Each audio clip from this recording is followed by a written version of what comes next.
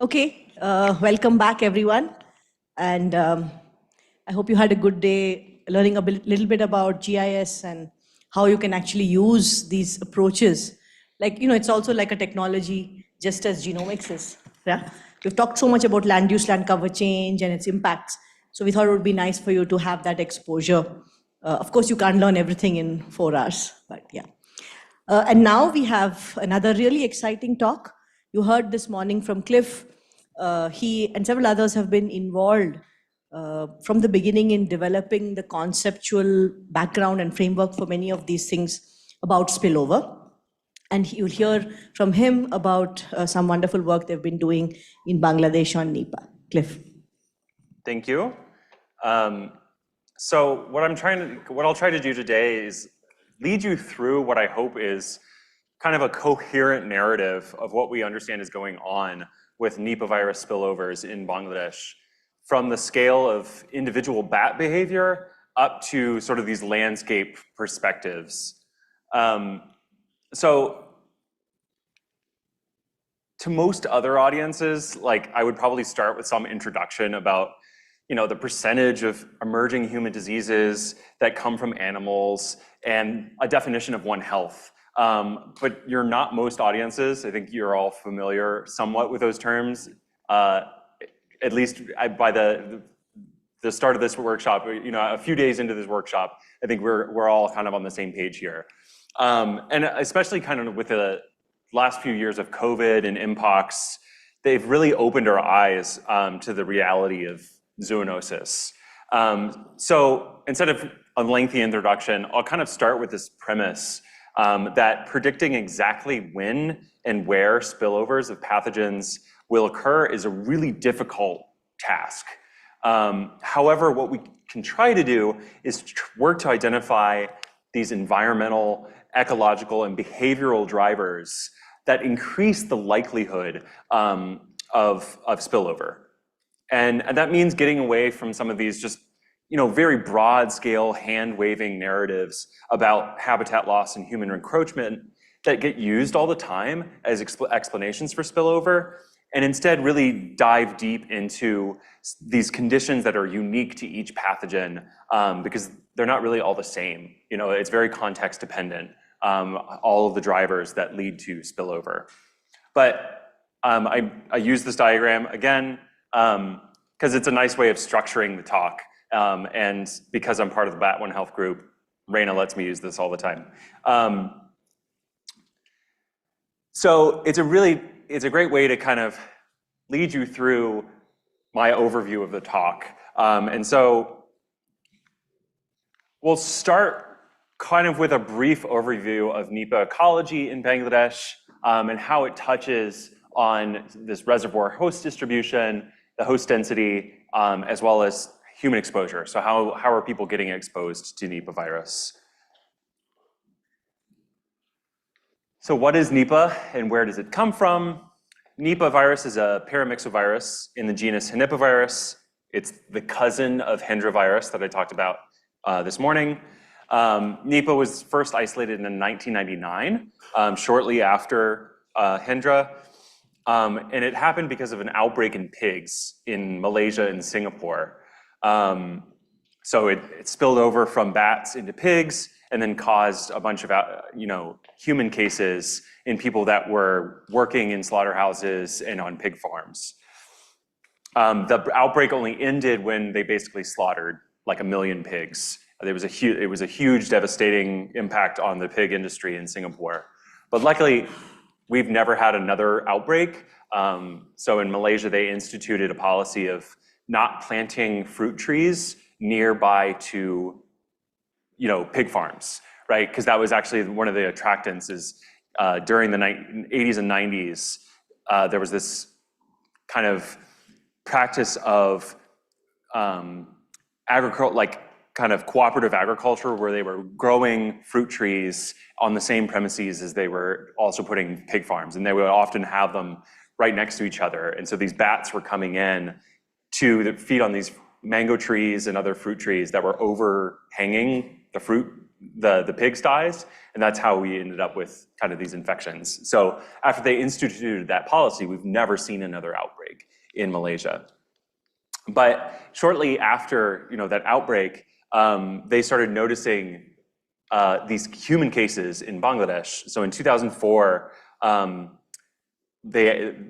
of the government researchers in Bangladesh retrospectively kind of identified this 2001 outbreak in Bangladesh as Nipah virus. And they actually found antibodies to Nipah virus in Pteropus bats. So these bats, Pteropus medius, are the only large fruit bats, the only member of this genus in Bangladesh. And it has a very wide range. The species actually extends into eastern Pakistan and in Nepal and Bhutan into western Myanmar. It's also in Sri Lanka as well. So Nipah virus has only been has been found in other Pteropus species, right? So this is the host of it in South Asia, but Pteropus lylii is another host, and Pteropus hypomelanus are hosts in Southeast Asia, out into the Philippines. And there's also sort of pretty broad, there's a growing diversity of Nipah viruses now.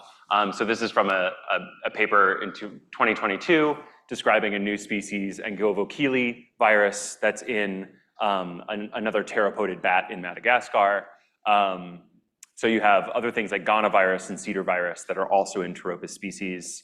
And then there's actually a whole other clade of Nipah viruses that are found in shrews and rodents.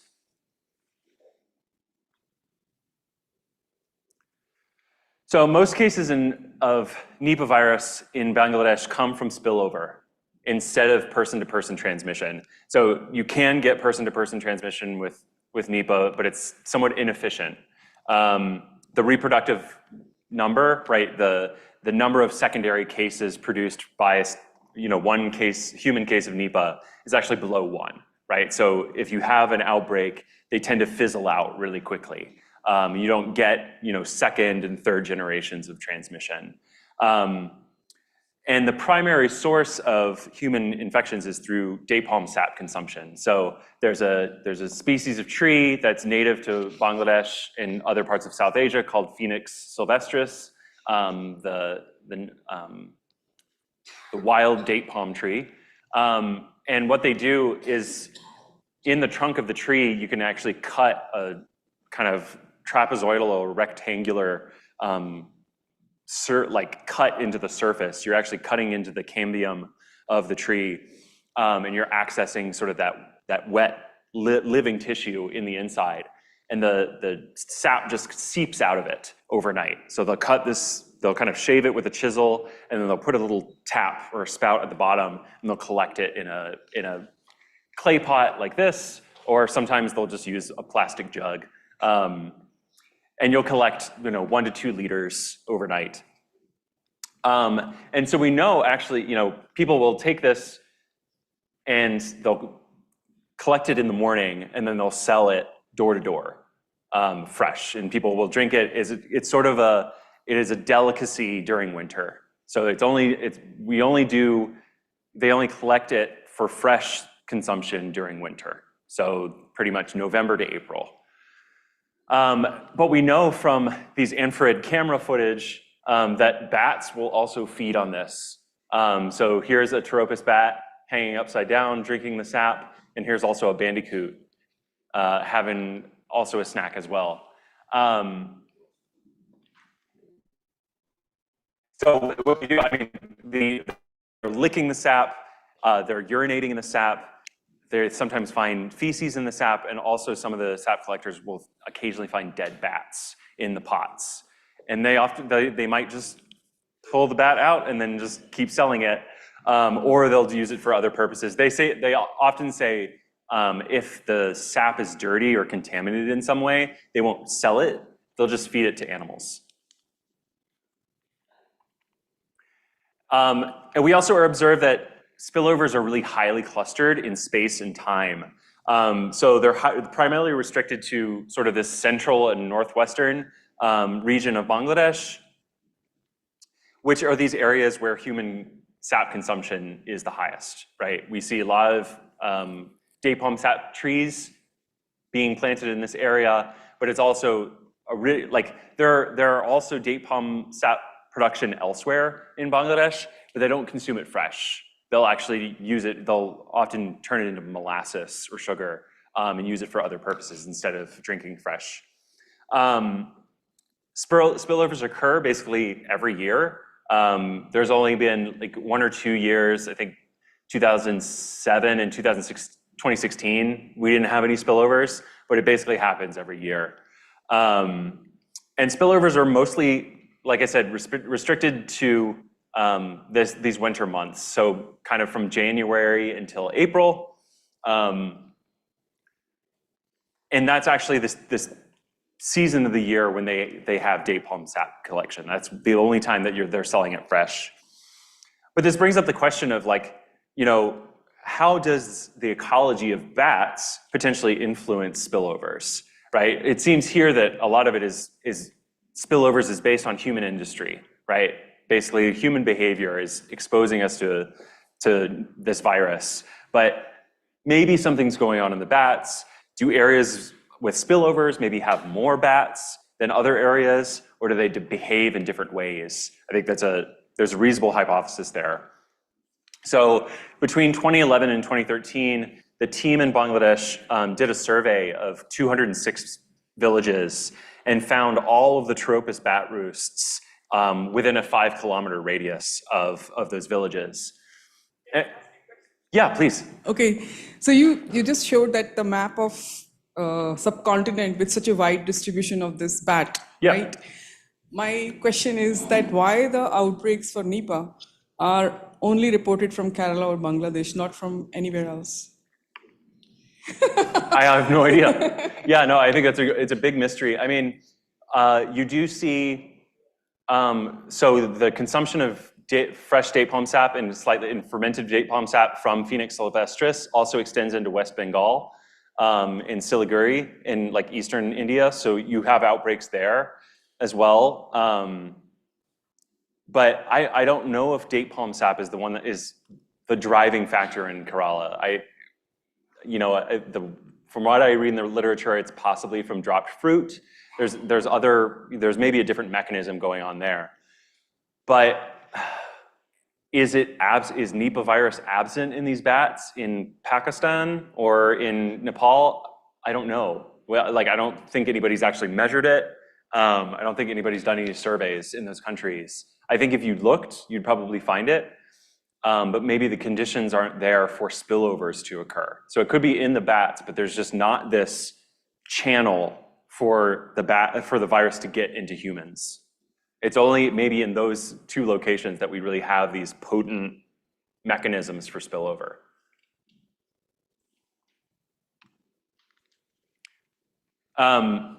Okay, so yeah, we did this big roost survey. We found all the roosts in the villages. And what we found is, you know, this bat can really be found everywhere throughout Bangladesh. And so what I'm showing here in the map is a bin, you know, different colored dots for different sized roosts. So the yellow are roosts that are pretty small, like fewer than 100 bats. And then the pink ones are over 1,000. I think the largest roost we found in this survey was 8,000 bats down here somewhere in Chikoria district. But you don't see, you know, a clustering of the largest roosts altogether, right? You can see them pretty much distributed throughout here. And this is actually overlaid over just human population density.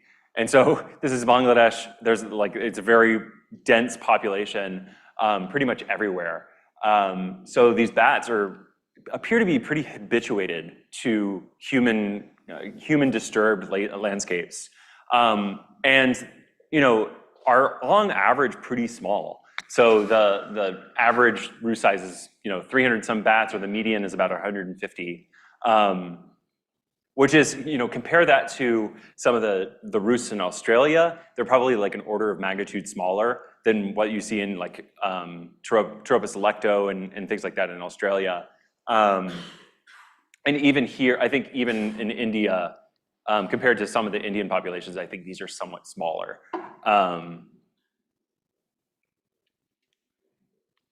But what we see is actually these roosts are really stable over time. So during the survey, they asked villagers, basically, how long have these roosts been here? Like, has this roost been here as long as 10 years, or fewer than 10 years? Roughly, 50% or more, greater than 50% of the roosts have been there for over 10 years. And so these roosts are getting established. They're not sort of these transient roosts that are being formed kind of month to month. They're these small resident roosts that are existing in this kind of highly disturbed landscape. And most of the time they're there the whole year, right? So they're not these kind of seasonal roosts. There's a small proportion of roosts that are somewhat seasonal, like they're not there the whole time. And those also tend to be small. But looking at just an average roost, right? They're in an area that's very densely populated with humans. There's like 1,000 people per square kilometer. The nearest feeding site, just a known fruit tree, a species of fruit that they are known to eat, average of 2 kilometers away from the roost. 1 kilometer to the nearest date palm tree, and they often have plenty of food to eat in there. So there's like 80 date palm trees on average, close to a roost. So they have resources. Their roosts are really situated kind of what do you think is sort of optimal for just foraging in people's backyards on mangoes and jujube trees that are just throughout the landscape. But why this question of like, why are these bats living around people? Aren't there other places that they might be able to go that are more natural and where they might have higher abundance? The answer for Bangladesh, unfortunately, is no.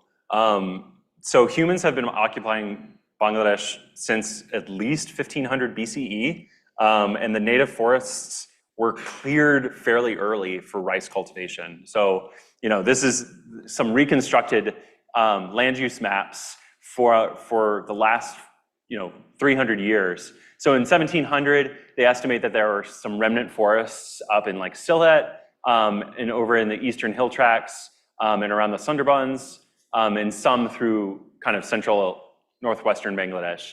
But by 1800s, basically during the period of British occupancy, all of that was gone. The British encouraged quite a lot of land clearing. And so by the time we get to 2000, most of those forests are gone, and you've increased sort of this urban area that I'm showing in orange. So the only remnant forests are really the Sundarbans and the eastern hill tracts. Everything else is pretty diffuse. It's not that there are no trees, but there are like very short little tracts of trees kind of in and around villages. So the other thing that was is interesting that the British actually encouraged date palm sap planting because it's a cash crop, right? The British were encouraging sugar. Sugarcane, yeah. So there was a lot of sugarcane growth, but they were also saying, oh, you can also produce sugar from these trees, plant them. And so there was also an increase in planting or growth of these wild date palms for sugar production. And so like deforestation is continuing in Bangladesh. And there's actually some evidence that it's been accelerating in the last 5 to 10 years. But most of that is happening in eastern, sort of these hill tracts regions, not in the areas where we see spillovers. So this narrative of like deforestation is a proximate cause of spillover doesn't actually really work here. It seems like the effect of deforestation is kind of on the longer term in changing how these bats the availability of resources to these bats, and also the supplementation of human grown fruit resources into this sort of like urban landscape. So yeah, like most of these ecological changes happen way longer before the first reported Nipah outbreaks. So I don't think Nipah wasn't there. I think mostly it was just once they had a diagnostic test after the initial Malaysia outbreak, they could start looking for it. But I'm sure there were probably encephalitis cases that were going undetected and unreported for decades. Yeah, so I will just add a context to what you just said.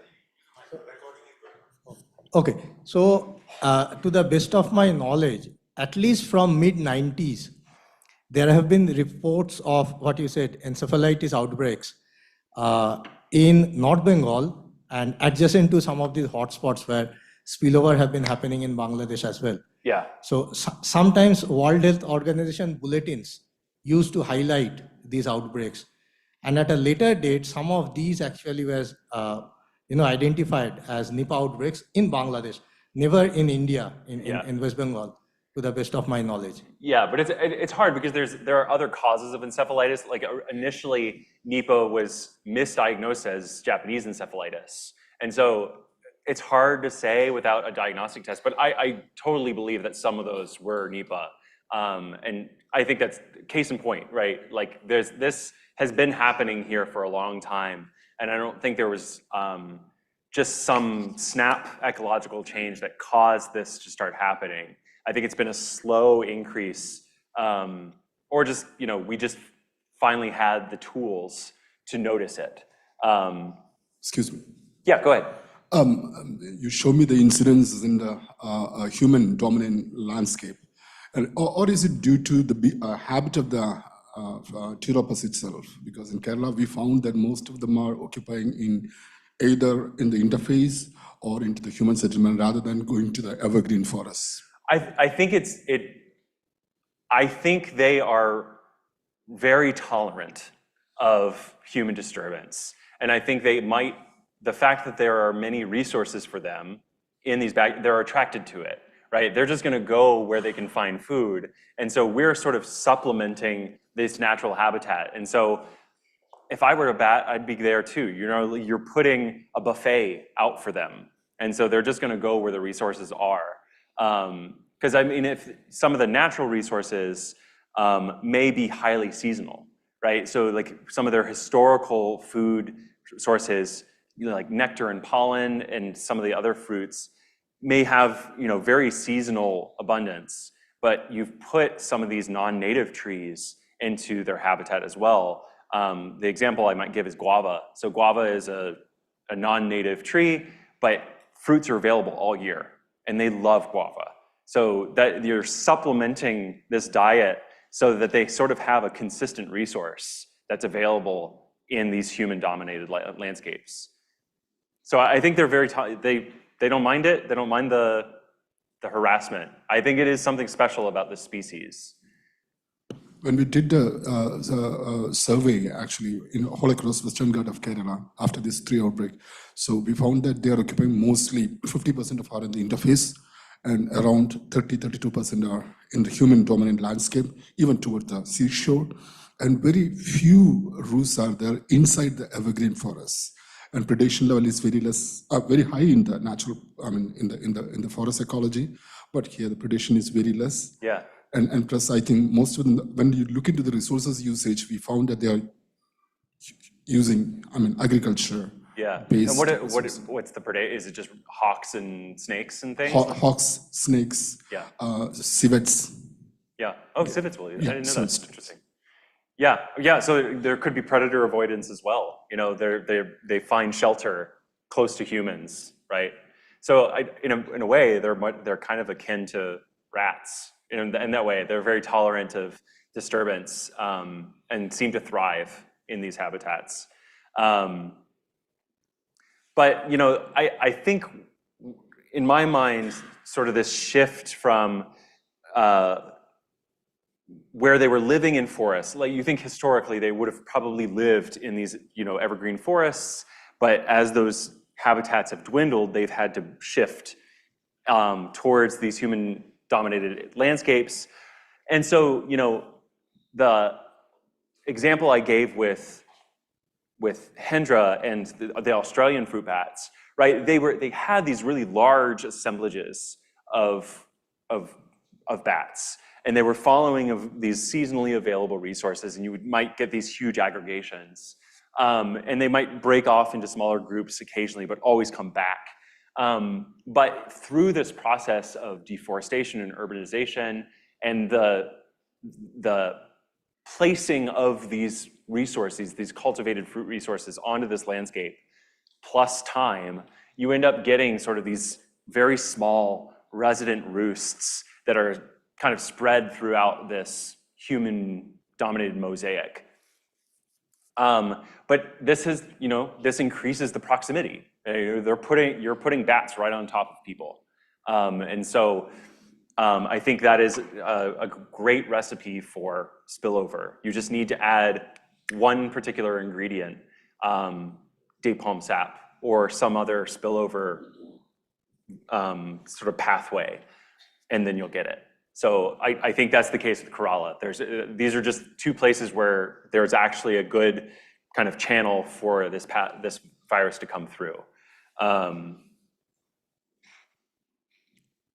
So that's kind of the history of Nipah, the broader kind of disease ecology of it. Any questions before I move on to sort of what we know about shedding in bats?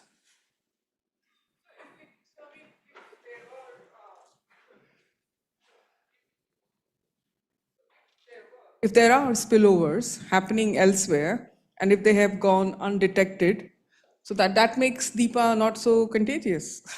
I don't think it is very contagious, Yeah. no, but... And also, as you said, the symptoms are more like as if encephalitis, basically. Well, I mean, if you do get it, it's 70% lethal.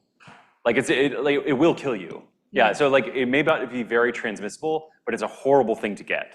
So I wouldn't recommend, I think we would want to prevent as many cases as we can. But the other thing that we're worried about is each spillover is sort of another chance for the virus to start mutating and start evolving in humans and maybe evolve higher transmission. Or, maybe there's just in the broad diversity of Nipah virus variants that are in bats, you're just waiting for one of those variants that has higher transmissibility in humans to jump, right? So it is definitely a pandemic threat. I mean, the WHO is quite worried about Nipah. So yeah, historically it hasn't been that transmissible, but it could be. And considering its high mortality rate, I think it is definitely a priority for surveillance. And we should know if there are other areas where spillover is occurring. We have same virus host system in India, in Kerala, but we observe outbreaks ranging from May to September. Yeah. So is it more of overlap in between agricultural practices more than climate being a factor? I think it's partly an interaction with climate. So the rainy seasons are slightly different in Kerala and in Bangladesh. So the rainy season in Bangladesh is actually in like September through November, where it's a little bit earlier in Kerala. It's like June through August. And so I think that might affect the behavior of the bats differently. So they might be, my hypothesis is that there's something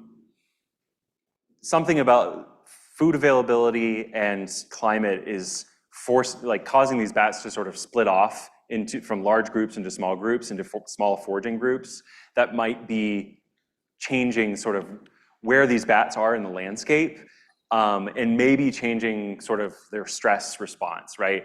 During this period of kind of higher energetic demands and lower food availability, there could be increased shedding. but also just kind of they might be moving into different parts of the landscape where there are more opportunities for spillover. But I don't know, that's all conjecture. I don't really know what's going on in Kerala. Yeah. If the disease severity is so high, I mean, how are they treating the patients in Bangladesh? I mean, I know the most of the treatment is supportive, but have they found any antivirals or any sort of monoclonal antibodies or whatever? No, it's really just supportive treatment at this point. Yeah, they're working on a vaccine. I think there are monoclonals that are available, but I don't think there was this one monoclonal antibody that was, presumed to work, but not much of data is not available. So yeah, I was wondering I don't know if they've actually been able to get that available for therapeutic use in Bangladesh yet. So yeah, it's really just convalescence. You're just kind of supporting, and there are definitely survivors. But the trouble is they actually, those who come through actually have kind of long-term sequelae. And so, yeah, like you may survive the infection, but you may have long-term neurological problems or breathing problems. I mean, have they tried this plasma therapy? No. I'm not a clinician, I don't know. Oh, okay, fine.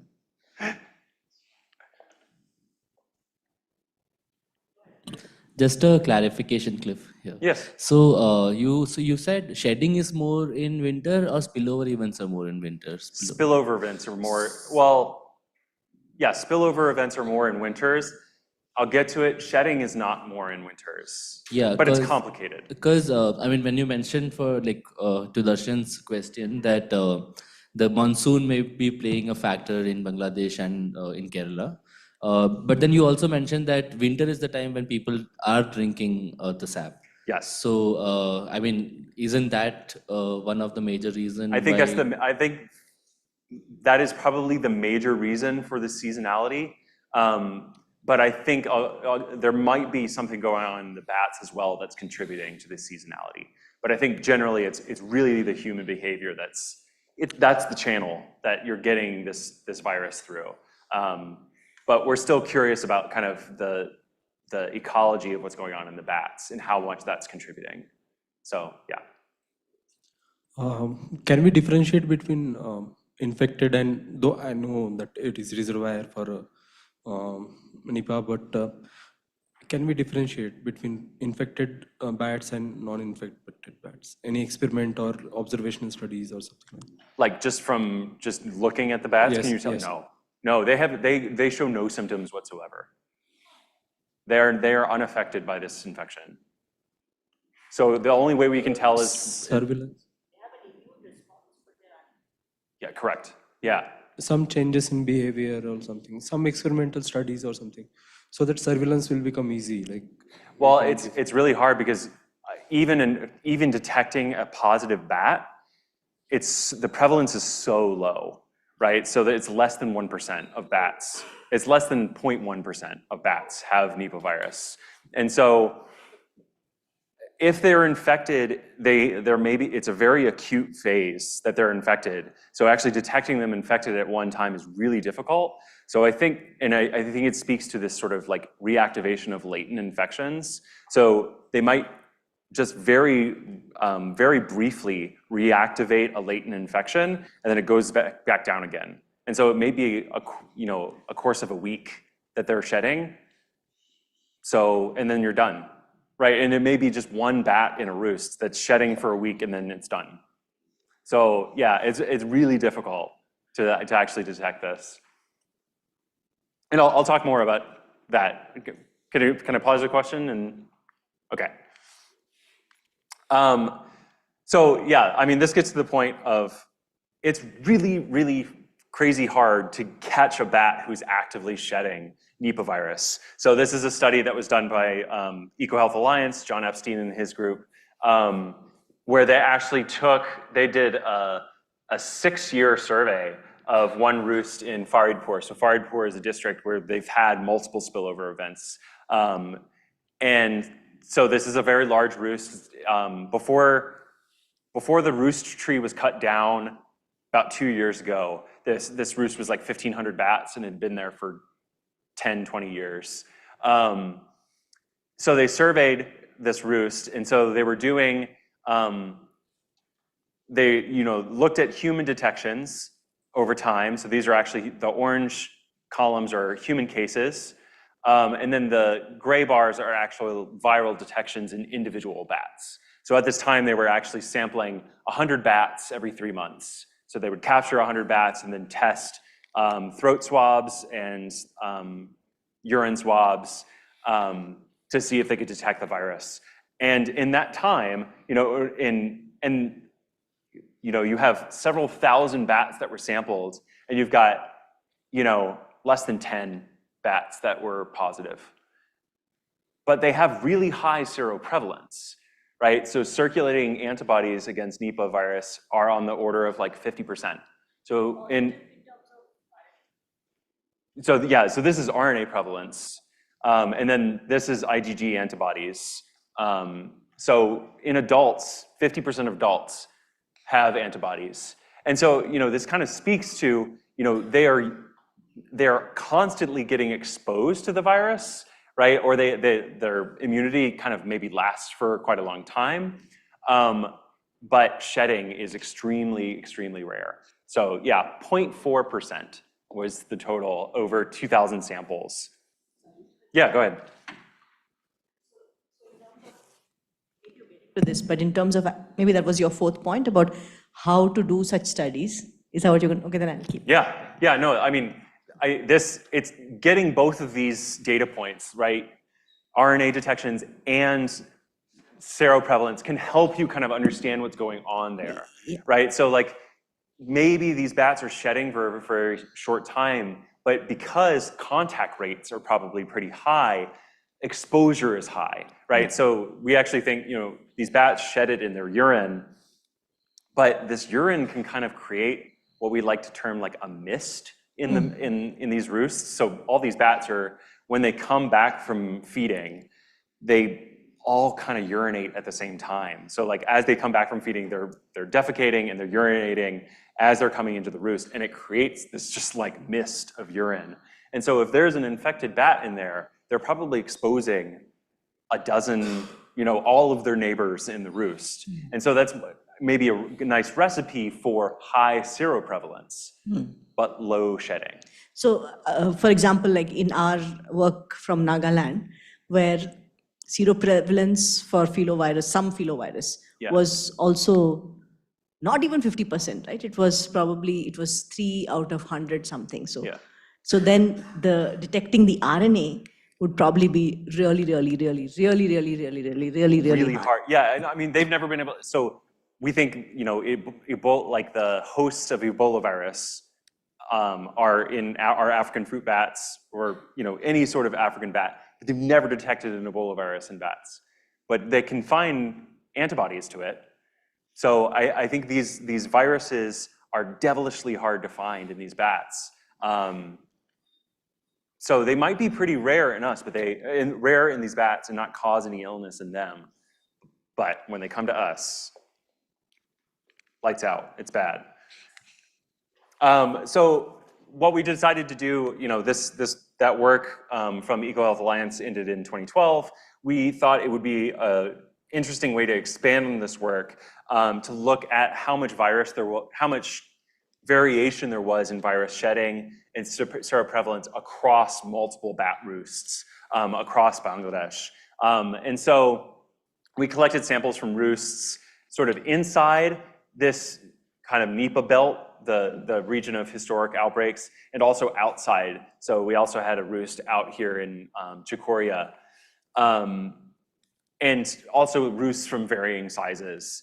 And so some of these roosts, we designated as longitudinal roosts, and they were ones that we would revisit, month to month and collect samples. But we also kind of reactively sampled some of these roosts that were near human cases. So we call those the Nipah outbreak sites. So this was happening during 2019 to 2021. And an interesting pattern that we found is actually Nipah seroprevalence increases with roost size. So these larger longitudinal roosts, particularly in Faridpur and Chikoria, have higher seroprevalence, like 20 20-25% seroprevalence. But some of these smaller outbreak roosts, that are a few hundred bats, have the lowest seroprevalence.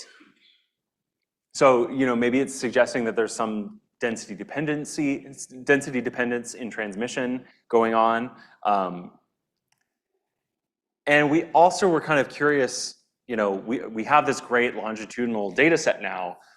We have all this great metadata from these individual bats. So we could actually see, like, when in a bat's life do they first encounter the virus? So here I'm just showing sort of broad age classes. So you have pups that are less than 2 months old, and then juveniles who are between 2 months and 2 years of age, and then adults that are over 2 years, roughly. So you see, we don't have that many pups. We didn't catch many of the birth pulses because we were sampling during COVID. So there was a period in 2020 where we weren't able to catch that birth pulse.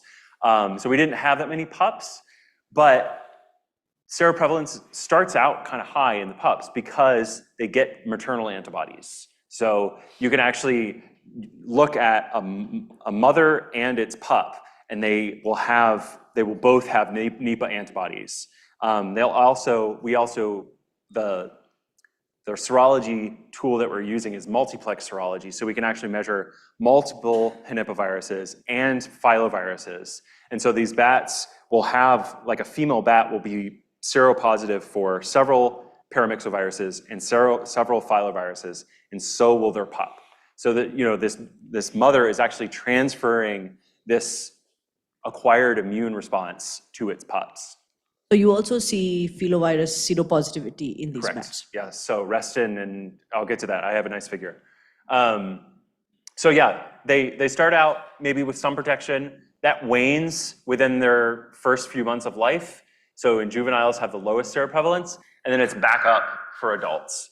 And it's hard to really age these bats, beyond these broad age classes. The only way you can do it is actually to take a tooth, and actually you can measure like the tree rings of a tooth. But they do grow. There is sort of an exponential phase to their growth during these first 2 years of life. So the parts that grow are the forearm and their weight. So during that first phase, basically from the pup stage to the adult stage, to the juvenile stage, their forearm is growing very quickly, and their weight is also going up, kind of at an exponential rate. And so what I did is figure out, sort of bin the age classes across their weight, right? So what I'm showing here with this blue bar is the 50% sort of interval for, or I guess this is the 95% interval for weight for pups, juveniles in pink, and then in orange for adults. So what you're seeing, this is really showing more resolution, sort of this waning of maternal antibodies in the pups and the juveniles. You have this lowest seroprevalence in the juveniles, and then you finally start to see increase sort of in this period where the juveniles have reached almost adult size. So you're kind of saying within that first year of life is when they're starting to encounter this virus. And there's maybe a slight difference between males and females. And I think, I'm not sure why that is. It's hard to say, males will actually get often bigger than females. But there might also be some, protective effects of pregnancy. The females will actually increase in seroprevalence as they're producing their maternal antibodies. And so there might be some of a sort of a sex effect there as well. It kind of is. It's hard to say. You can look at the pups and you can find, you can see their antibodies. They're there. It's just there's a larger uncertainty. I'm pretty sure they're high. And the other thing that I'm not showing here is, you have to choose some cutoff for seroprevalence, right? Like when you're doing these Luminex tests, it's just this range of numbers. There's this like large, broad reactivity. So you have to make some choices about where to cut that off and decide what's a positive and what's a negative. And kind of, you could pick a large cutoff for, a really high number to decide who's a positive, or a very low number. But this pattern of like high, low, high across the age groups stays. So I think it's real. I think it's a biological reality.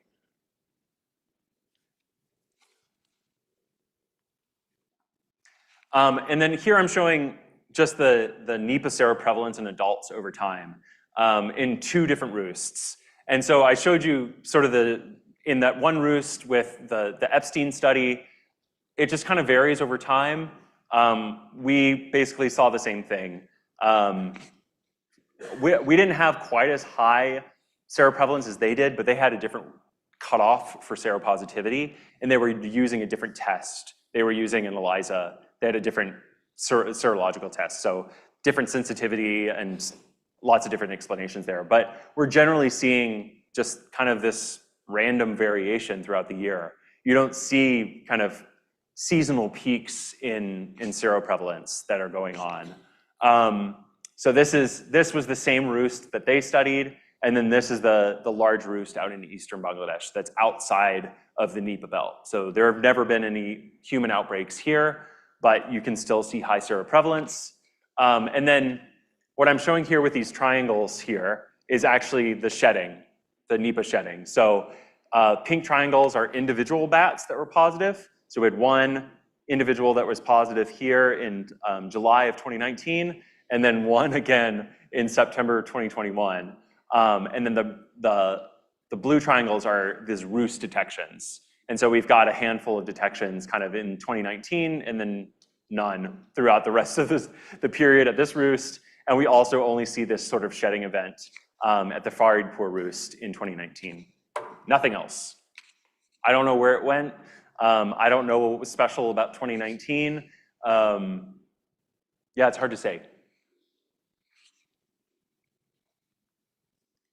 But the one thing that I will say is the only bats that we test positive are adults. So I think it kind of speaks to they're getting this exposure. There's this protection against infection, maybe through being a pup in early juvenilehood, and then they aren't going to be infected into their adults. And it's hard to say, these could be adults that have been exposed multiple times. They could be, chronically infected bats that are just being reinfected again. It's hard to say.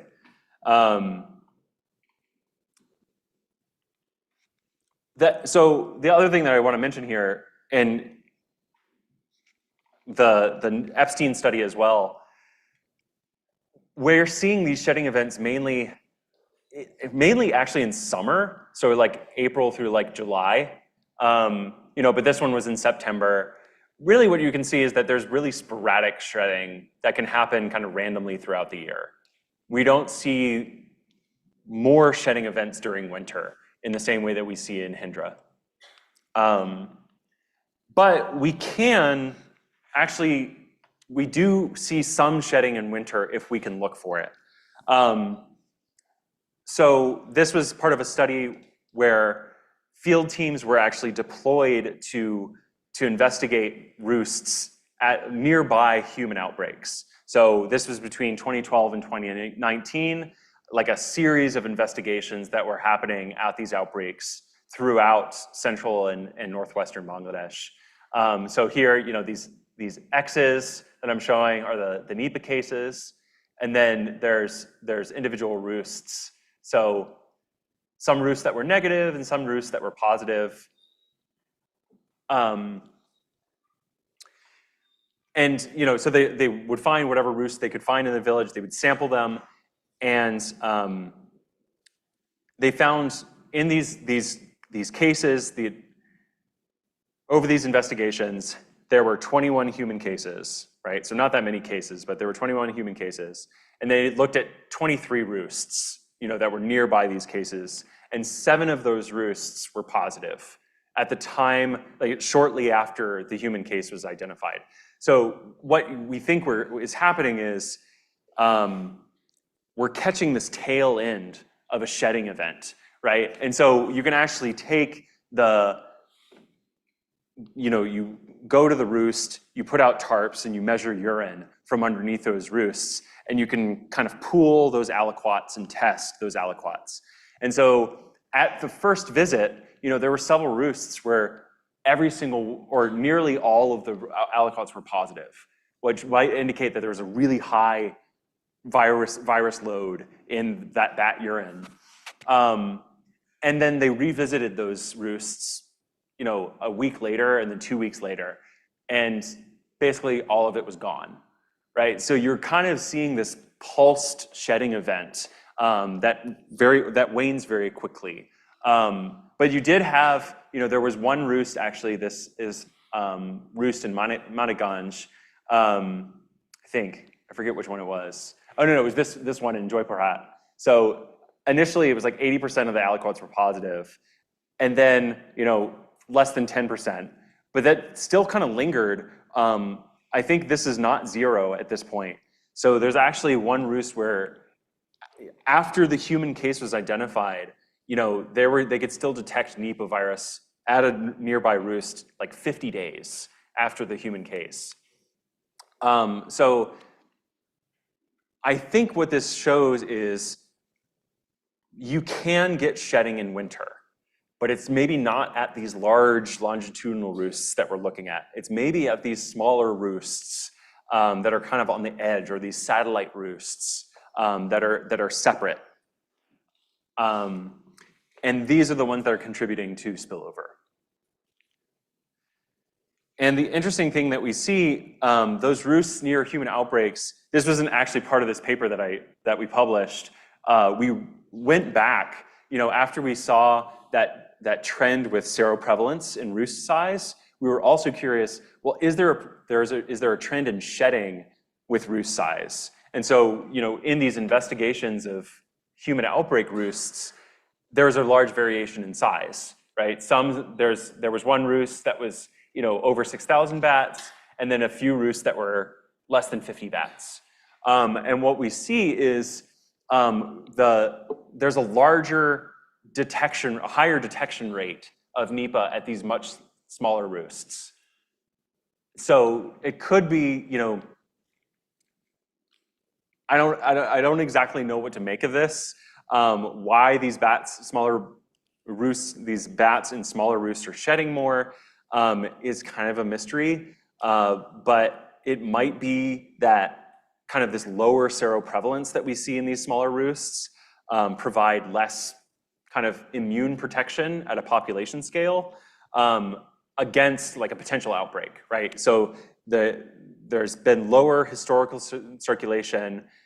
Fewer of these bats have enough neutralizing antibodies so that when one infected bat comes in, maybe many bats become infected, and you can have this kind of unified shedding event that happens over a short period.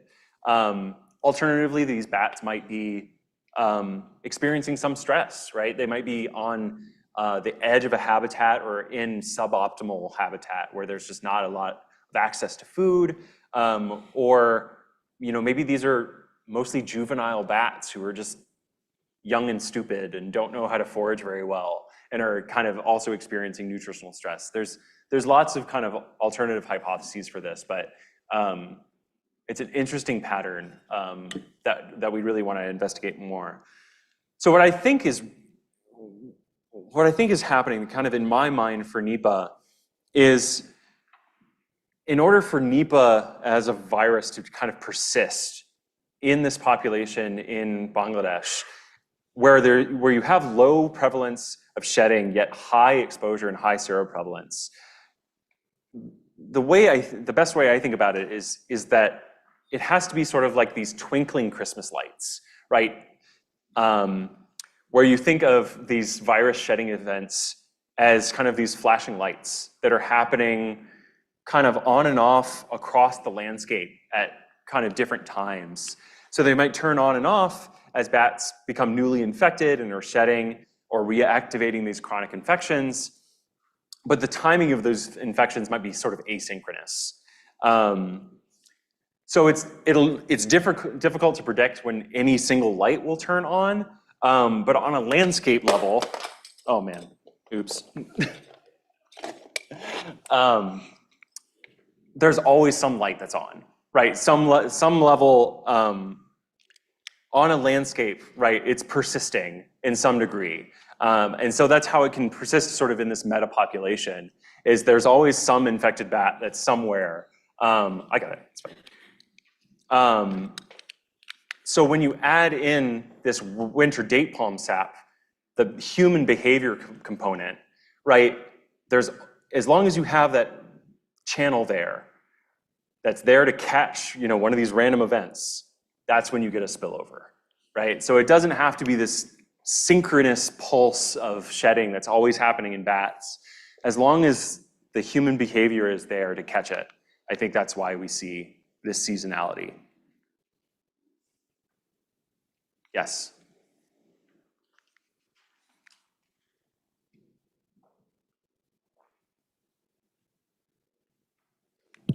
Yeah, so my question was actually based on this human behavior.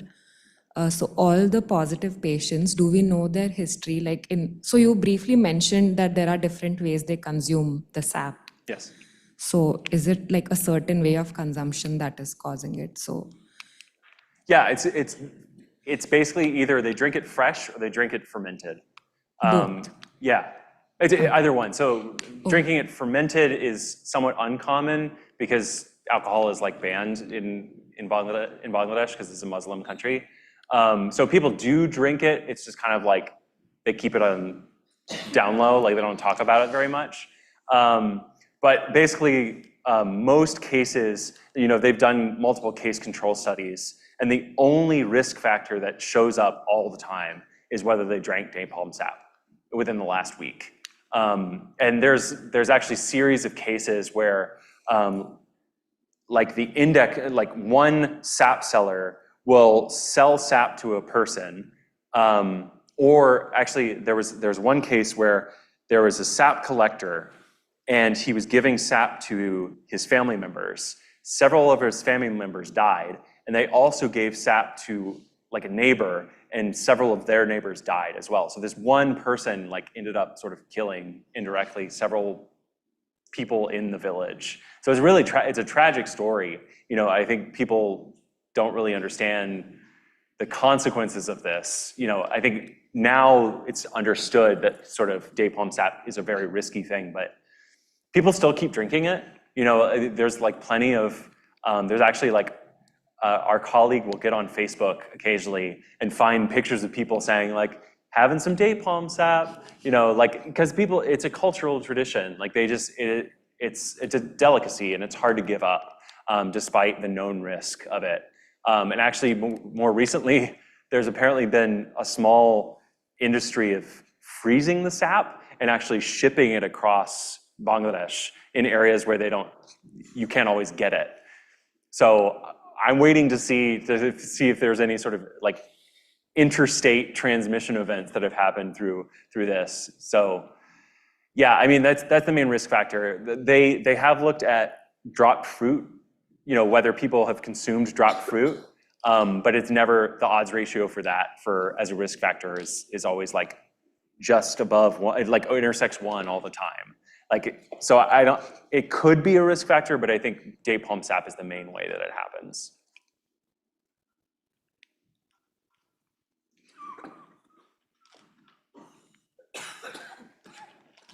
There was some intervention to some initiatives that people did to cover the, did it work?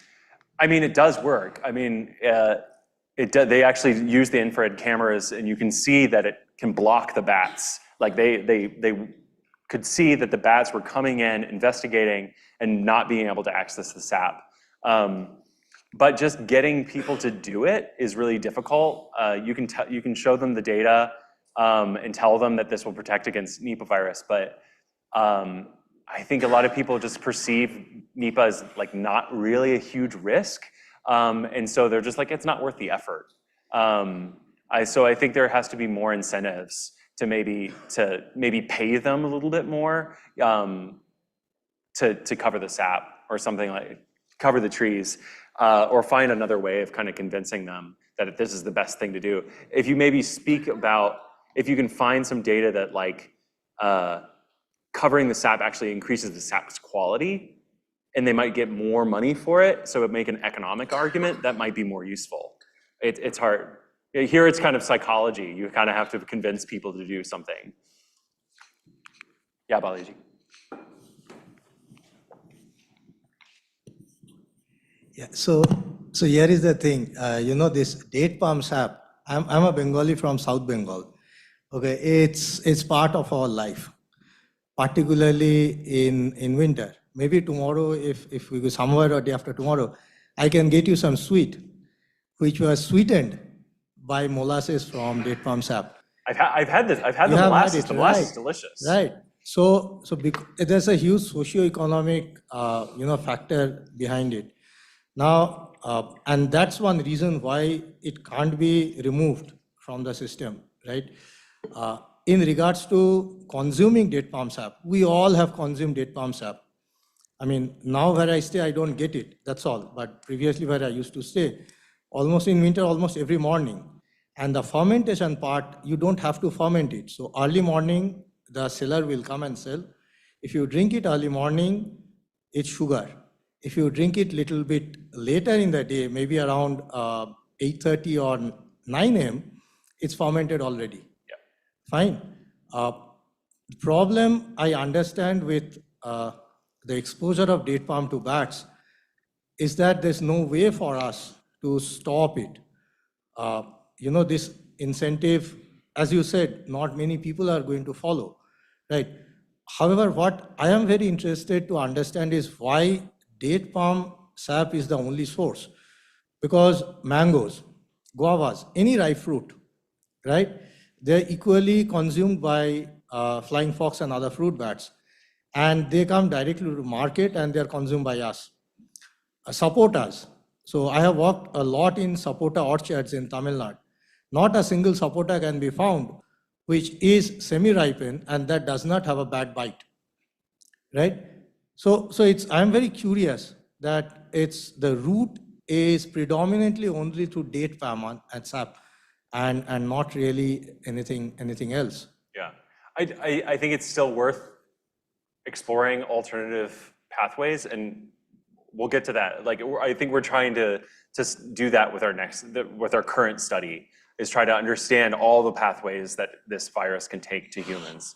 I think it's maybe a dose response, right? When you drink the date palm sap, I was talking to somebody already, like the bats we actually from infrared camera footage can watch a single bat come to a date palm tree and sit there and drink for an hour to 4 hours, right? So like there's the chance for contamination may be much higher because of just the dose of virus that they can add.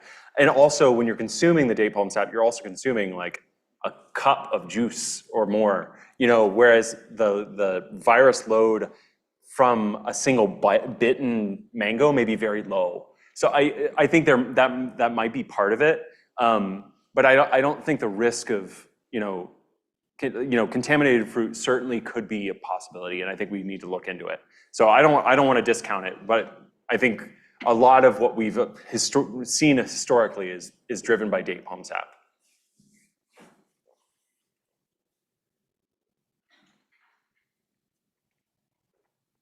Just a follow-up to what Balaji asked, because I also feel that you said, so the shedding is more through, the virus is transmitted more through saliva or through urine or feces? It's through urine mainly. So in the date palm, the jugs or the pot that they place, you said they're urinating also. Yeah, I think it can come through saliva. Oral swabs can be positive, but it's hard to quantify exactly how much, if there's more virus in the saliva or in the urine.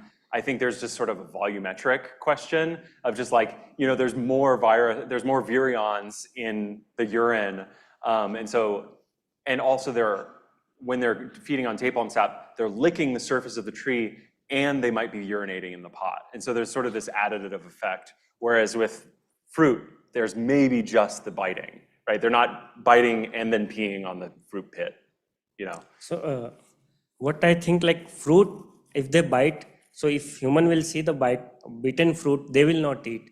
Or if fruit is oil, they will wash and use. But liquid, we can't, that is palm, can't tell. that is liquid, we can't separate and all, clean it like that. Yeah, and that's one thing that we actually want to do is, so Emily, the person I work with at Hopkins, wants to do like a survey of just like, go and talk to people and ask them like, do you eat this bitten fruit, and how frequently would you eat this fruit if it was bitten by a bat?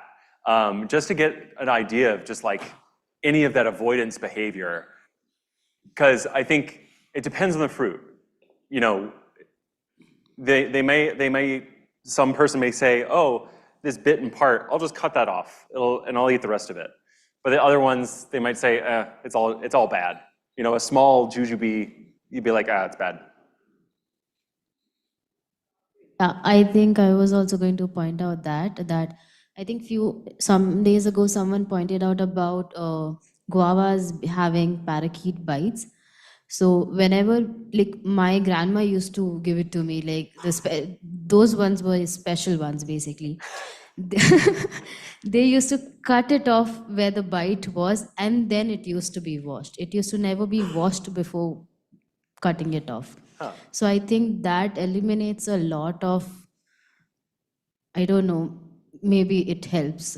Yeah, I mean, washing would be great, but I don't know if this practice is like common everywhere, right? So there's a lot of anthropology that I think has to be done here to really understand, all of these potential risk factors, like how people are interacting with bats in these sort of indirect ways. Without our knowledge, without really, like, maybe we didn't really think about that these were potential interfaces for virus spillover until now. So it's sort of this hygiene mindset that I think we have to take. Yeah, I mean, I just wanted to touch upon what Arjun also was saying, covering the date palm sap and whatever, like kind of like preventing them from drinking. And he mentioned about 4 hours a bat spends there. So if, this nutritional stress hypothesis that he talked about, it would be a good way to test it, right? Like, cover up a particular space with these, whatever you call that, those covers. Yeah. And you also show that shedding also increases because of stress. So yeah. I mean, I will show in a couple slides that when date palm sap is there, it is a preferred food. These bats will eat it. They will eat it to the exclusion of other fruits that are available to them. So I think it is a huge resource for them. And during this season of winter where not a lot of other things are available. And so, yeah, it could, you may actually have this kind of bad response where if you cover up too many of the trees, they may not have enough food during winter. So that's one of the consequences of, we may have to tread carefully here because we don't want to contribute to more spillovers. I'm gonna move on. I know I'm supposed to be done at 5:30, so I'll move quickly through some stuff. So one thing that we found is, there's a lot of variation in the number of spillovers between between years. You have some periods where there's lots of spillovers. We looked at kind of how that correlates with climate, and it turns out you find more spillovers during colder winters. So the measure I used for sort of a cold winter, sort of a consistently cold winter, is the number of days or the percentage of winter days that were below 17 Celsius. You could choose any it's an arbitrary choice of number. 17 was just kind of the one that fit, but you could choose another one. But it all sort of just points you to kind of a consistently cooler winter. And so, yeah, that was a really interesting finding, and there's actually multiple papers now that have found this trend. And when you look at human date palm sap consumption, so this was a survey of households throughout Bangladesh. So across the 7 districts of Bangladesh, they interviewed 2,000 households. I can't remember exactly how many people, but it's a lot of, it was a very comprehensive survey. And it turns out that over the years of the survey, you have quite a lot of variation in sap consumption. And so areas like Khulna and Rajshahi, Rangpur and Dhaka, where date palm sap consumption is quite common, right? So in Rajshahi and Khulna, sort of in this Nipah belt, you had very high consumption in 2013 and 2014, but that declined over the subsequent years. And what we find, this was some work done by a master's student, Jules Jackson, there's actually a nice correlation with human consumption and temperature as well. So you actually have lower consumption during warmer winters. And so these 3 years where you had declining spillovers, you had increasingly warmer winters, and you had less date palm sap consumption. So households are consuming less sap during,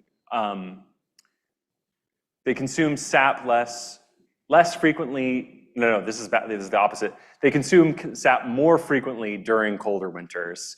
And years that have less sap consumption have fewer spillovers. So why this is happening is a kind of a mystery. My hypothesis, based on the reading of the literature, is, if you talk to sap producers, they will tell you that they get better sap and more sap during colder days. So colder nights will produce a higher quality and basically a higher yield of sap, and it's better quality, right? And I think partly it speaks to this fermentation process. So if it is a warmer winter, it'll spoil faster, right? So you won't be able to sell it fresh, and so you might have less consumption. People just won't drink it after 10 a.m. after it's fermented. But also, I think there might be something going on with the physiology of the date palm trees themselves, right? So there might be some aspect of during colder nights, there might be, and they also say in these anecdotal reports, basically they get the highest yield after a very warm day and a cold night. So it could be the transpiration is actually pulling the xylem up into the trunk of the tree, and then you go into a cold night and you tap the tree, and so there's a large, amount of sap that's coming out. So we're actually in the process of trying to measure this. So we've been measuring date palm sap over the last this 2023 winter, and so we're going to try to correlate temperature with yield to try to see if there's this correlation at all with yield that speaks to, just the tree level production of sap is higher during colder nights. Bats love this stuff whenever they can get it. So this was a study that was done between 2013 and 2016, where they went to an area in Rangpur district in northern Bangladesh, where they harvest these trees for molasses production. So it's not for sap consumption, it's for molasses production. So they're tapping these trees all year round, but when we put infrared cameras on those trees, we see more visits during winter, sort of these winters and spring months. There's fewer visits during the monsoon and post-monsoon months. And so if you kind of add up both the number of visits and the duration of those visits, how long they're in the frame of the camera, you basically have way more contact between bats and date palm sap during winter. So they're using this, I think what this says is they're gravitating towards this resource during a period of the year where there's not a lot of other choices. Or maybe they're just coming to this because they're this area, they're harvesting it for molasses production, but in areas around it where it's also being tapped for fresh consumption, they're just kind of being attracted to this just generally available resource during winter. There's also maybe a non-significant correlation between the number of visits and temperature, basically there's slightly more visits to date palm trees during colder nights. So it could speak to, maybe there's higher yield at these trees, or maybe bats there's kind of thermoregulatory stress where they're like, I need to eat more sugar right now, and so they might have more visits. And then this is another study where they actually looked at villages that have both. So this was part of a case control study. So that's what I'm showing here, but I won't explain it too much because I don't have time. But basically, in these villages, there were some villages where they had date palm trees and a bunch of fruit trees. And they put infrared cameras in both of them to measure how many visits to these trees, bats, how many visits of bats come to these trees. And so this is like, again, the cumulative contamination. So the number of visits times the duration of those visits. So in most of these Tropis roosts, these Tropis visits, date palms are receiving way, way more visits, right? The bats are coming in, they're visiting these trees more often, they're staying for longer and drinking more of the sap in comparison to other fruits that are available. So they could be out there eating jujubes and guavas, but they're not. They're eating this, they're drinking this date. It's like Coca-Cola to them. Like it's like candy. So in the last couple minutes, I've kind of told you this whole story. There's a lot going on in the bats and in humans. But I think what we really need to do going forward is really study this human-animal interface and to understand sort of how spillovers happen and really get at all of the different mechanisms that spillover can take. And so there's this study that we got funded from the US National Institutes of Health, where we're doing lots of different things, and we're really trying to understand kind of this landscape of spillover as a whole, do a really holistic investigation here. And so we're doing, infrared camera trapping at these roost sites to see if there's carnivores that are underneath the roosts and maybe scavenging dead bats. We're also looking at visits of bats to date palm trees and fruit trees. And we're also going to be looking at serology for Nipah virus in 5 different domesticated animal species. So cows, goats, pigs, dogs, and cats. In a village in this region of Bangladesh that has historically seen a bunch of spillovers. So we've got our field site is here in Faridpur district, and we've got 8 villages that we've mapped out along this river, and it's a mixture of kind of there's some Hindu ethnic communities here. There's also communities that hunt bats, and there's also some communities that raise pigs. So it's a Muslim country. Usually, like, nobody has pigs, but there's small kind of pockets of communities that raise pigs, and they move in these mobile herds throughout the district. So they'll like have a herd of several hundred pigs that they'll just kind of forage in these agricultural areas, and they'll move throughout. So they migrate through this area. So we did a full census of these communities last year, and we also got a ton of data about their animal ownership. And so we have a really great anthropological team at ICDDRB that's doing this work. And so during the process of these surveys, they actually went and talked to people and mapped out basically where all the animals are, where all the fruit trees are, where all the bats are. And so this is how they actually draw out the village. So we actually there was like a participatory mapping. So they got village representatives together and just told them, okay, draw out your village in the dirt. And then they go back through and kind of fill it in with flour. So those are the white lines that you see here. It's like flour or sand. And then they'll go and map out where the houses are. And then each of these colored pieces of paper is actually what animals they have. So if they have a cow or a goat. So we actually have a full census of not just the humans, but the animals that are in that community. And so we set up a sampling frame to actually decide on kind of random sampling of human individuals. So we sampled last year 400 people in this community to test them for Nipah antibodies.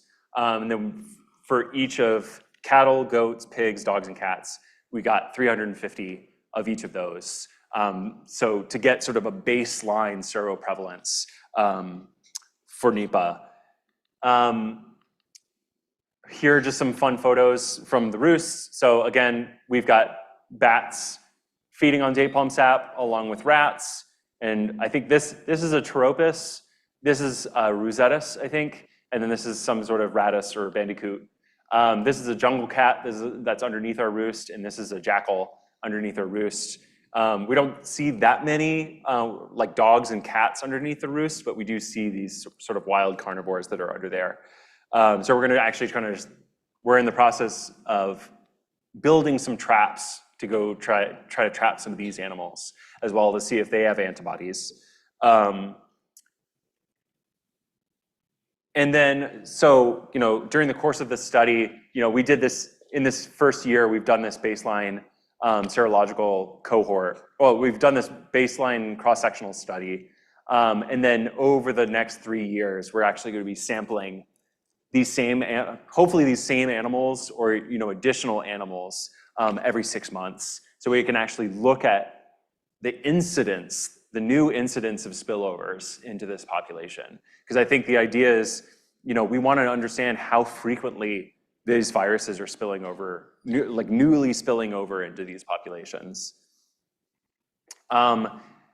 So this is the technology we're using for serology is this multiplex kind of bead-based assay. So they have these beads that you can attach viral proteins on and kind of measure the host's immune response simultaneously to a bunch of different viruses. So we've got paramyxoviruses and filoviruses on our panel. And so this is actually this is based on our 2019 to 2021 survey of bats. And we've got pretty high seroprevalence across our roost sites for Nipah virus. But we also seem to be showing some seroprevalence of Mojang and Menangle virus and Yapun, a diverse set of paramyxoviruses are there at low seroprevalence. We also seem to have a pretty high seroprevalence of some filoviruses. So Reston and Sudan are actually kind of antigenically related to each other. So I think we might be seeing only just one of these, probably Reston. But we also may be seeing something that's related to Ebola or Bundibugyo as well in this population as well. I don't know whether you saw this paper that came out publishing filovirus genome from China. Yes. So I don't know, has anyone looked at what could that be this? If that one is, if I remember correctly, that one is actually more related to Mengla virus. So they found it in a Rosettus bat, and so those are related to Mengla and Raven virus. And so we don't see any seroprevalence there. I don't think that particular virus is here.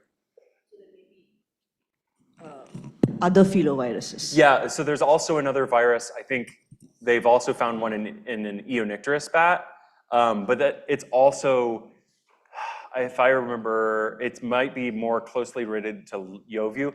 Anyway, there's probably a bunch of different viruses that are out there in these bats that have just not been detected, not been sampled. I think you have to get the right tissue type. I think you might have to sacrifice bats and get liver samples to actually detect it. But we're not killing any of these bats. So I think we'd have to have a different study to try to capture that. But I think we ought to. I think we ought to know what's circulating here. So that was, in fact, one of the advantages of the bat harvest, because the animals are dead. So Right. we can actually get, I mean, they're killed for other reasons, and so we can actually get all tissue types. Yes. Yeah. So maybe, I mean, if it ever happens, maybe someone else Yeah, can no, actually I try think- and work more on understanding, from liver tissue, screening many bats. Hopefully something will show up. I think so. I think it's not impossible to get those permits. We just have to kind of apply to, we have to apply to the conservation organizations, because Taropa species are protected. They're CITES protected or species. So we have to get permission to sacrifice them, but we probably could for a small number of them. But anyway, so we have this ability to measure multiple viruses in these domesticated animals. Here's just some pictures of what we're sampling. And then I'll show you just, these are the dogs. There's, deciding what is positive, as I was saying, is kind of like, you're making some choices. So the choice of cutoff here is, based on sort of like 3 times above the negative controls, which is maybe kind of a low baseline, a low level of cutoff. But I think, in my mind, we don't want to have a bunch of false negatives, right? If we're having spillovers into dogs, we want to be as sensitive to detecting them as possible. So a low cutoff for seropositivity makes sense. But 1 microliter. 1 microliter. No? I think we can recover that sample from the beads also. Oh yeah. We can recover and reuse it. Yeah. Yeah. Excellent action. Yeah, we get like 400 microliters from these bats, and so we could test them multiple times. Multiple times, yes. Yeah. But so in dogs, we see about 7% Nipah seroprevalence in this baseline survey that we did last year. But we also see like 25% of dogs actually have reactivity to Mojang virus, which is related to Nipah virus, but it's actually, it was originally found in rats in China, in ratus rats. So it could be that these dogs are getting exposed to rodents as well. But we also see in bats, there's some reactivity to Mojang-like virus too. So it could be that there's also sort of a Mojang-like virus that's in bats as well. So it's going to be hard to sort of disentangle that. I think all we can say is that these dogs are getting exposed to some Nipah virus in their environment, which is concerning, right? I think it's something that we do want to be monitoring actively. And this is very clear that even a small percentage of dogs getting exposed to Nipah virus is possibly a pathway for spillover, right? If these dogs are getting sick and people are interacting with them, that's a potential way that they could get exposed. So in addition to this sero surveillance that we're doing, we actually have a veterinarian that's embedded within the communities, and a phone hotline that people can call if they have a sick animal, right? If their goat is starting to have neurological symptoms or something, or the dog that they feed normally shows up dead, they can call us, and they'll send the veterinarian to sample the animal and also all the human contacts of that animal. So we're hoping that, that way, that's a mechanism to potentially detect these sort of spillover events that are happening through these intermediate hosts. So you mentioned the whole resource mapping with the village was done very intricately, right? ICDRB is also very much involved in environmental surveillance. They have mapped all the drainage system in pretty much lots of parts of Bangladesh. I'm not sure about this area. Have you considered looking for these viruses in the water? In wastewater? Or in the environmental samples, whatever being collected? That's a good idea. I don't think anybody's ever thought about it or tried, but I think you could. But I think shedding is so low, and it's not like a coronavirus where a lot of people are infected at a given time, and I don't think it persists that long. Assuming if you have people not detected and if there is some hints of... Yeah, I mean... And actually, another question I just want to say is that, because we do a lot of environmental surveillance in the city and we see lots of viruses. So my question is, even if you say few reads of something very high path, I think it's worth looking into. It's still worth looking, yeah, for sure. And I think we could look into it. We would just have to kind of get the funding and the infrastructure there. The trouble is yeah, when you're dealing with these high pathogenic viruses, they're all like biosafety level 4. And so there's often restrictions about even doing sequencing on them. Like Johns Hopkins, my university won't sign off on it. Like they won't sign off on an IRB to do that work if there's not a BSL-4. Or do we have an inactivation protocol in place? So do you... Gates Foundation and Rockefeller are doing lots of just unbiased sequencing, so they might. So Yeah. do you do the extraction, RNA extraction and sequencing in BSL-4? We have to send our samples to Rocky Mountain Laboratories in the US, in Montana, to get them sequenced, because our university, that's the requirement. It has to be done in a BSL-4, because we don't have an inactivation protocol. Like we don't have a protocol where we can say, we collect the samples in Trizol or some media where we know that it inactivates the virus. No one's done that experiment. So we need to, there's some additional work that we need to do to kind of show that when we collect this urine in this particular sample storage, sample media, it's inactivated. We don't have to worry about biosafety concerns. We could take it directly to the lab. And lysis buffer should be... It should be, Oh, but no one's done this experiment with Nipah to actually prove that it is. And so many biosafety committees will not sign off on it. It's a huge barrier. Anyway, that's all of it. That's all I have to talk about. Thank you to everybody in the team, Emily, Rajib, Rebecca, Zia, Rebecca, and Muhammad. A great team of people to work with. I really enjoy working with them. And then the funding from DARPA and NIH. So thank you. Thanks for listening. Sorry I went a little over. Yeah, I had a question. So you had mentioned about the smaller roosts versus the larger roosts. So did you look at stress levels there as well, baseline stress levels in the bats? Yeah, not yet. I think we really want to. We just haven't had the capability yet.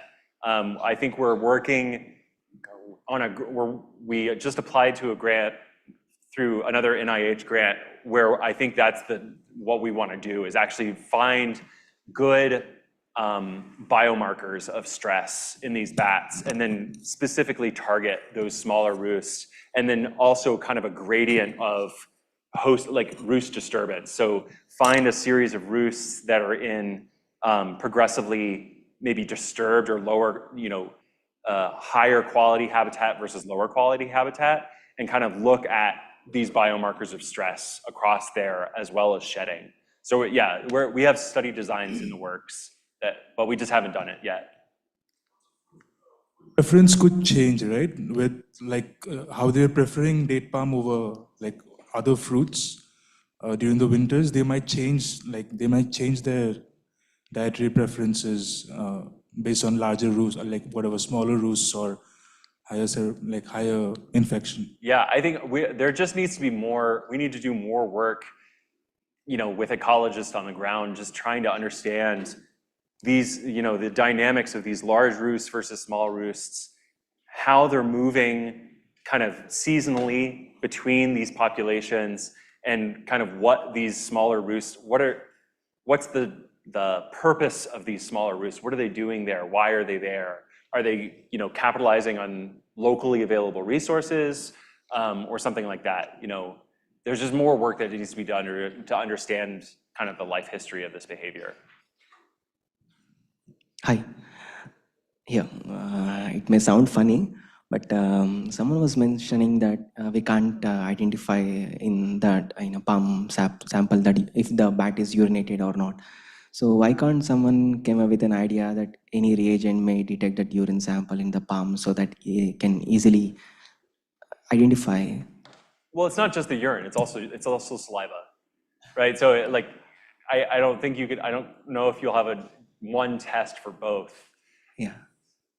And also, it's also a very dilute sample. So even if you had some sort of colorimetric test or something, the amount of urine or saliva in that sample may still be very low. But so it may be very difficult to do. The other thing that has historically not been able to do is they've tested date palm sap to try to see if they can find Nipah in it. But you're looking at like a liter of sap, and so there's just not a high concentration of virus in there, and so you might have to find some way of concentrating the sample in order to actually detect it. So there's more work that can be done there, but I don't think it's totally necessary to actually prove that the virus is in the sap in order to make that connection, right? Because there's these case control surveys that just say, people that drank sap are much more likely to get infected. That the data is very clear there. Like recently, I was attending some WHO meeting and for H5N1, and in that, like we were discussing that we don't have sufficient evidence that whether in dairy virus is getting inactivated after pasteurization or not. So now, as you mentioned that whether we don't have sufficient evidence that after adding like a decontaminating sample, it is getting completely inactivated or not. So do you recommend some studies, laboratory level studies, so that we can like policy level recommendations, like heat up to this temperature and it will be safe, or some chemicals we can add as a flavoring or some? Yeah, I think that would be a huge service from sort of the laboratory sciences to the field sciences, so that we can continue to do this type of surveillance work, because it's a big barrier. And ecologists, because they're frontline, they're on the front. So I feel they should be more gears should be provided to them, and more trainings and other funding and other things. Yeah, because our biosafety should be a priority as well. Because I mean, these biologists who are catching bats, that's a potential interface for infection. And so everybody should be wearing the highest PPE that they possibly can. They should be decontaminating things as much as possible and storing these samples in the most proper way possible. So I think we need more kind of interplay between the field sciences and the lab sciences, so that we're doing things in the most efficient way possible. Yeah, and in the next phase, you mentioned multiple domestic animals and a couple of, I think, cats and some wild animals as well. But then you have visual proof of bandicoots also. Aren't you all testing rats? Yes, we will be testing rats and bandicoots as well. Because we also are curious about sort of this Mojang-like virus that's there.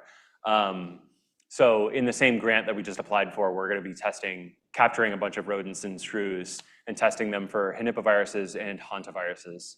Because we're kind of curious, like, I think they did surveys in Bangladesh, and over 90% of households report rodents in the house, or rodents and shrews in the house. So people are having maybe more encounters with rodents and shrews than with bats. And so we should be kind of looking at that. And there could be viruses in these bats in these rodents that are feeding on date palm sap that are contributing to human illness as well. So there was a study actually that was done where they looked at people who show up at the hospital for encephalitis. And there's, basically excluding all the cases that were Nipah positives, right? And just looking at these people who died of encephalitis, people who drink date palm sap are more likely to die, from potentially other things in date palm sap that's not Nipah virus. So there could be these other viruses that are spilling over through the same route and getting into humans, and are causing these cases that we to date really haven't identified. So it could be rat viruses, it could be other bat viruses. Yeah. Thank you so much. Thank you for all the questions. Yeah.